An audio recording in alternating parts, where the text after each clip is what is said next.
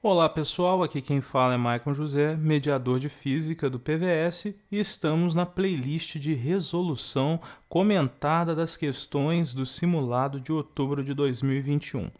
Na quinta questão lemos: uma casca esférica metálica está carregada com carga elétrica positiva que, através de um pequeno orifício, introduz-se uma pequena esfera metálica carregada com carga elétrica positiva que, presa a uma haste isolante.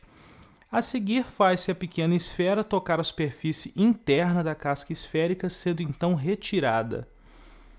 Com base nesta descrição, é correto afirmar. Bom, aqui antes da gente proceder, vamos entender alguns elementos dessa história toda, que aqui é uma questão que vai falar sobre eletrostática, equilíbrio e como que se processa isso. Bom, uma coisa que a gente precisa entender, voltando lá naquele conceito sobre como que funciona a carga elétrica na natureza, é que é o seguinte: a gente tem que cargas iguais se repelem, a força entre elas é de repulsão. Por isso, um elétron não quer ficar perto de um elétron. Um próton não quer ficar perto de um próton. Tem aquele ditado, né? Não sei se o pessoal ainda fala isso, mas o pessoal falava antigamente, que os opostos se atraem. E isso é verdade para as cargas elétricas. Quando elas têm sinais diferentes, elas querem se aproximar. Mas se elas tiverem sinais iguais, elas querem ir embora uma de perto da outra. E isso vai trazer uma consequência interessantíssima para a gente, que é o princípio de equipartição da carga elétrica. Na verdade, isso até deve ter um outro nome mais bonito, eu que não recordo agora, estou me lembrando do conceito da gaiola de Faraday. Mas a ideia por trás disso é o seguinte: sempre que você coloca carga elétrica em excedente sobre um condutor,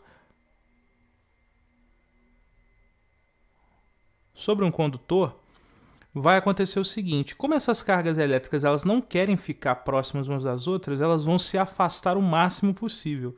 E por um fato geométrico, se elas estão num corpo, a forma mais eficaz de elas se manterem distantes umas das outras é se elas ficarem na superfície condutora.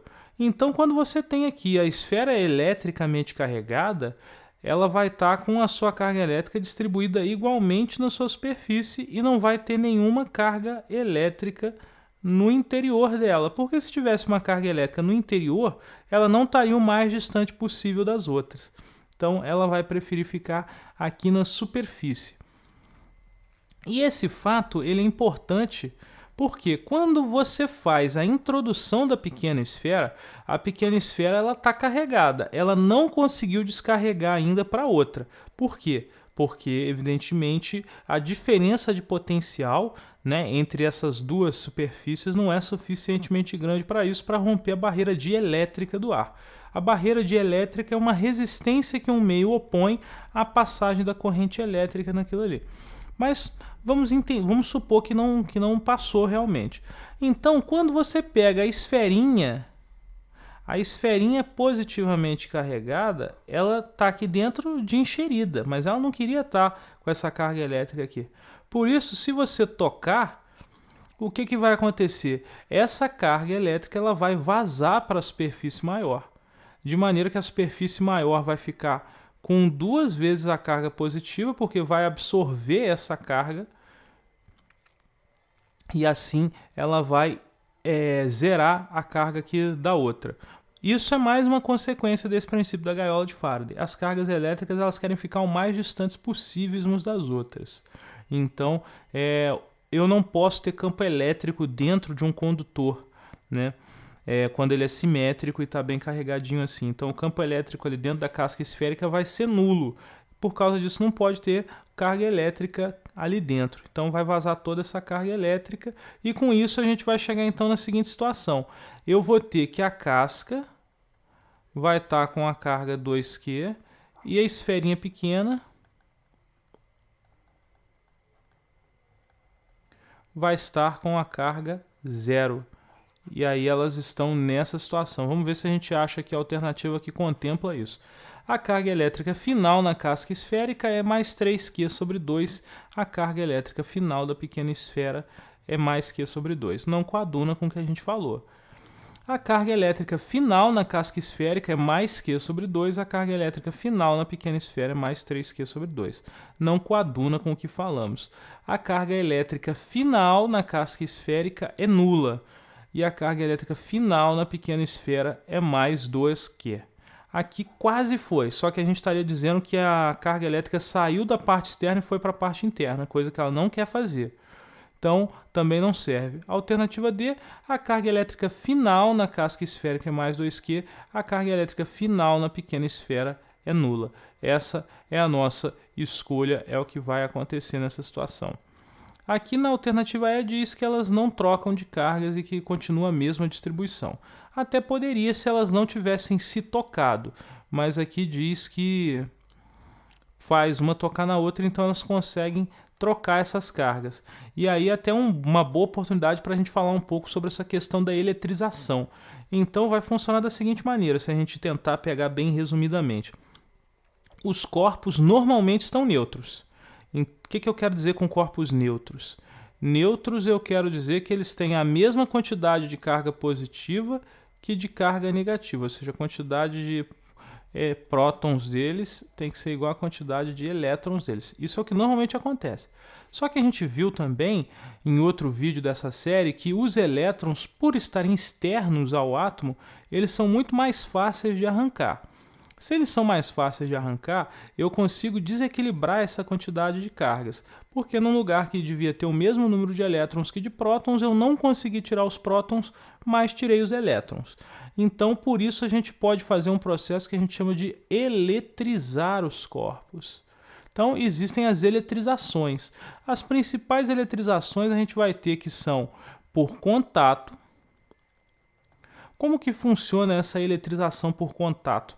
Eu simplesmente atrito um material em outro. Eu esfrego um material em outro de maneira que eles troquem essas cargas elétricas. Aí eu posso normalmente retirar o excesso de elétrons de um corpo, fazendo com que ele fique positivamente carregado, porque ele vai estar com menos elétrons. Então, no balanço dele, ele tem mais prótons, ou seja, mais carga positiva.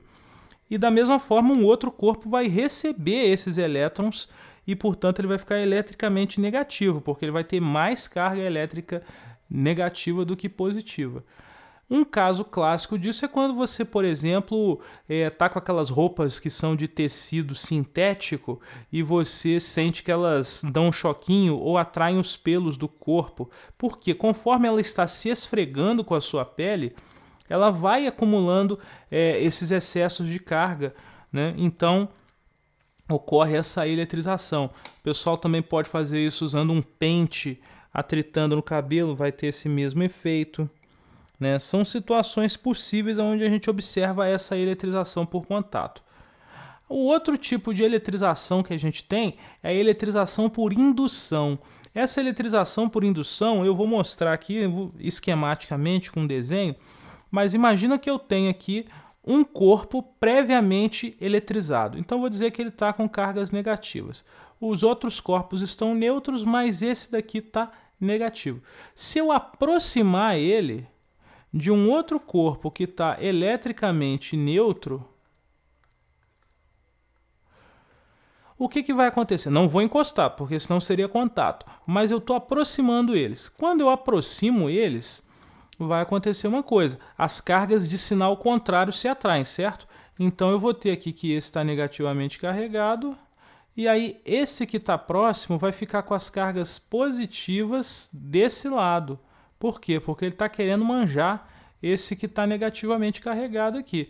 Enquanto que para manter uma coisa lógica, uma coisa de equilíbrio, se desse lado está positivo, do outro está negativo. Então eu não eletrizei esse segundo corpo de fato, porque eu só separei as cargas dele. Mas agora, se eu aterro ele, ou seja, se eu ligo ele em algum outro corpo onde ele consiga descarregar, esses elétrons eles vão descer ou subir, dependendo do caso, né? Lembre-se sempre que eu posso estar falando tudo o contrário, ou seja, esse daqui como positivo, e aí que esse lado vai ficar negativo e esse vai ficar positivo. E aí, depois que eu aterrei, esses elétrons vão sumir. E aí o que eu vou ficar? Eu vou ficar com dois corpos eletricamente carregados, só que um é negativo e o outro é positivo.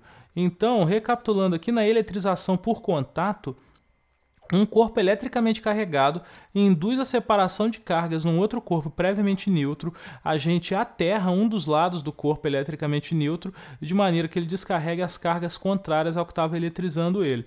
E aí, quando a gente separa, novamente, nós temos dois corpos eletrizados. Essa é a nossa eletrização por indução. Então, pessoal, espero que a gente tenha podido aproveitar bem aí essa pequena explicação sobre eletrização. E nos vemos no próximo vídeo. Qualquer dúvida ou sugestão, deixa aí nos comentários ou então me procurem que eu vou solucionar para vocês.